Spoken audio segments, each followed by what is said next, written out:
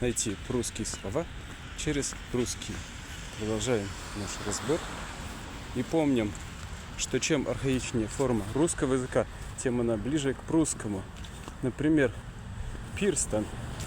Пирстен – это перст, то есть палец. Дельнен – это длань, то есть ладонь. Сераблон – это сребро, то есть серебро. И таких примеров очень много. То есть, например, враг от слова ворог, по-прусски варкс, то есть плохой. Лапта – это лопата, тоже знакомое нам неполногласие, которое на самом деле встречается очень часто. Око – акс, потому что мы помним, что ударное О переходит в русском в А.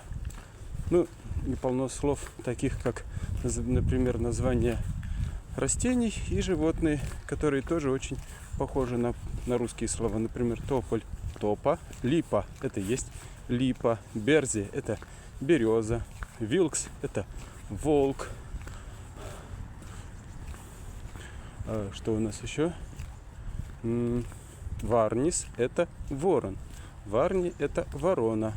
Букс – это бук. Соответственно, сойка – это у нас буковарни, потому что она фактически ворона, которая живет на буке. Такой вот интересный смысл в прусских словах. Еще не забываем про то, что в прусском языке в начале слова почти не употребляются шипящие согласные. То есть то, что в русском языке в итоге перешло в че, ще, ша, оно в прусском осталось сочетаниями к или sk. То есть, например, щит, который по-древнепрусски назывался стайтон, сейчас называется скайтон. Чистый по-прусски будет кайц. Через по-прусски будет кирса. Это все слова, которые изначально произошли от прото-балтославянского корня и разошлись в этих языках за последние 1500 лет. Таких слов насчитывается в древнепрусском языке 200 или 300 штук.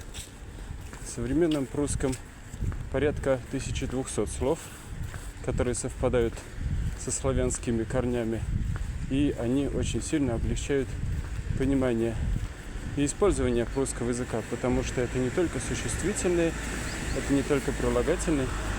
Например, обозначение цветов, как залис желтый, гелтайнс желтый, залис зеленый, потому что же опять же в начале слова почти всегда обозначается как г. Это еще и глаголы. То есть, например, суптун – сыпать.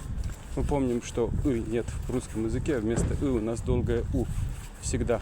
Мутун – мыть, суптун – сыпать, путун – пить, плутвой – плыть, лейтун – лить, лаятвей – лаять. И таких глаголов очень-очень много.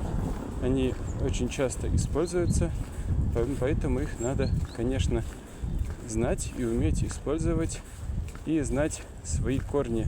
Чем лучше мы знаем происхождение, этимологию русских слов, тем легче нам учить русские слова.